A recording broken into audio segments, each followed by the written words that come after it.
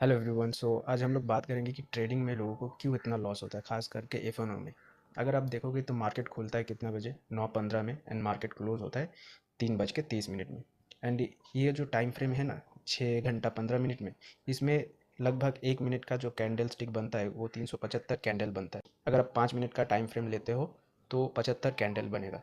75 candle में कभी आपको बाई का सिग्नल आएगा, कभी आपको कैंडल स्टिक दिखेगा, कभी आपको चार्ट पैटर्न दिखेगा। लेकिन अगर आप हर जगह पे ट्रेड एग्जीक्यूट करने की कोशिश करोगे तो प्रोबेबिलिटी नाम का भी एक चीज़ होता है, जिसमें कि आपका विनिंग सिचुएशंस मैटर करता है कि एक चार्ट पैटर्न में, एक टाइम फ्रेम में कितने बार आप सही गलत हो सकते हो। तो अगर आप 10 चीज़ एक ही बार में करने की कोशिश करोगे तो उसमें जो विनिंग रेट है, विनिंग होने की जो प्रोबेबिलिटी है, वो घट जाता है। इससे बेहतर है कि आप किसी एक चीज़ में मास्टरी करो, उसको हर चार्ट में एनालाइज करो एंड उसको ही फॉलो करने की कोशिश करो कि जब आपका कोई कैंडल स्टिक अगर आप फॉलो करते हो तो वो कैंडल स्टिक आने दो। उस कैंडल स्टिक का प्रोबेबिलिटी देखो कि ट्रेंडिंग मार्केट में उसका क्या प्रोबेबिलिटी है, या फिर बेयरिश मार्केट में उसका क्या प्रोबेबिलिटी है, वोलेटाइल मार्केट में उसका क्या प्रोबेबिलिटी है। उस हिसाब से आप उसको ट्रेड करो, या फिर कोई सेटअप अगर आपका बनता है तो उस हिसाब से आप ट्रेड करो, ना कि एक ही टाइम फ्रेम में अगर आपको कोई बेयरिश कैंडल दिख रहा है उस पर आप सेल कर दे रहे हो, कोई बुलिश कैंडल आपको दिख रहा है उसमें आप बाई कर रहे हो, एंड कोई आपको सेटअप देखा कोई यूट्यूब का एंड वो सेटअप भी बनते हुए दिख रहा है तो उस पर भी आप ट्रेड एग्जीक्यूट कर रहे हो। लेकिन तीनों चीज़ों का एक ही साथ तो आपका विनिंग प्रोबेबिलिटी नहीं बनेगा ना। किसी में प्रॉफिट, किसी में loss, and net to net आपको लॉस ही मिलेगा। इसका सबसे बड़ा कारण है कि गवर्नमेंट चार्जेस, जो चार्जेस बढ़ा दिया है उस वो आपके लिए एक बहुत ड्रॉबैक हो सकता है, क्योंकि अगर आप ज़्यादा से ज़्यादा ट्रेड करोगे आपके चार्जेस बढ़ते जाएंगे एंड आपके लॉसेस उसके साथ और भी ज़्यादा वाइडेंड हो जाएगा। तो इससे बेहतर है कि आप किसी एक चीज़ में, पर्टिकुलर एक चीज़ को फॉलो करो पूरे चार्ट पैटर्न में, पूरे टाइम फ्रेम में, ताकि जब वो बने तब आपका ट्रेड एग्जीक्यूट हो एंड उसमें आप अपना विनिंग प्रोबेबिलिटी ढूंढ पाओ। तभी जाके देखोगे कि आपका ट्रेड बहुत सक्सेसफुल हो पा रहा है।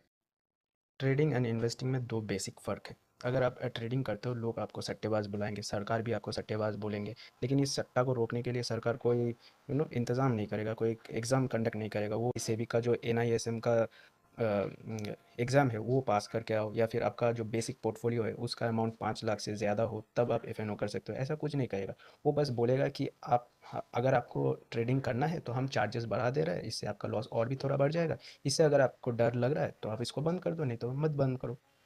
राइट। एंड दूसरी तरफ एफओनो का जो डाटा आता है सेबी के पास, सेबी बोलता है कि 93% लोग लॉस करते हैं एंड रफली 7 to 8% लोग प्रॉफिट करते हो। उसमें से भी 1% लोग ऐसा होगा शायद जिसका घर चल पाता है इस एफएनओ के प्रॉफिट से। एफएनओ में एटलीस्ट आपको पता होता है कि आपकी कॉम्पिटिटर क्या है एंड कितने टाइम में आप वापस घर जा सकते हो।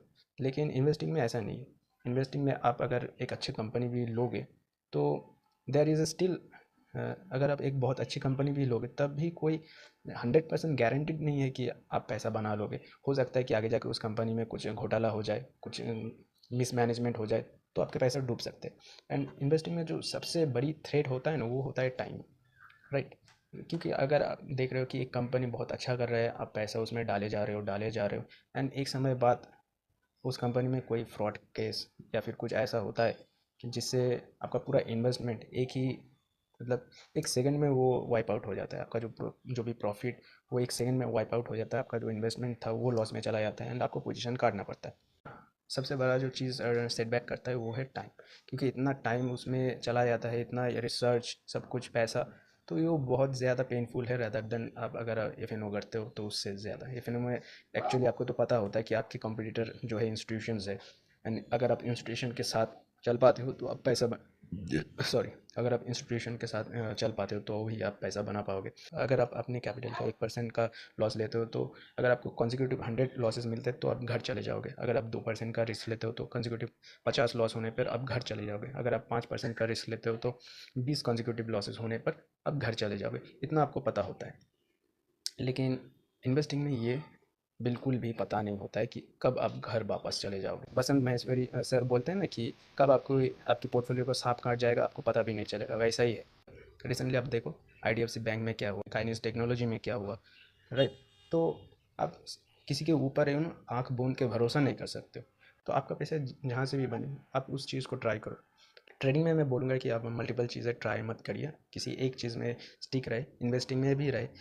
क्योंकि आफ्टर ऑल सब कुछ एक प्रोबेबिलिटी का खेल है। जितना आप प्रोबेबिलिटिकली सही हो पाएंगे, आपका विनिंग रेट उतना ज़्यादा बेहतर हो जाएगा। तो आज के लिए इतना ही, मिलेंगे अगले और एक वीडियो पे।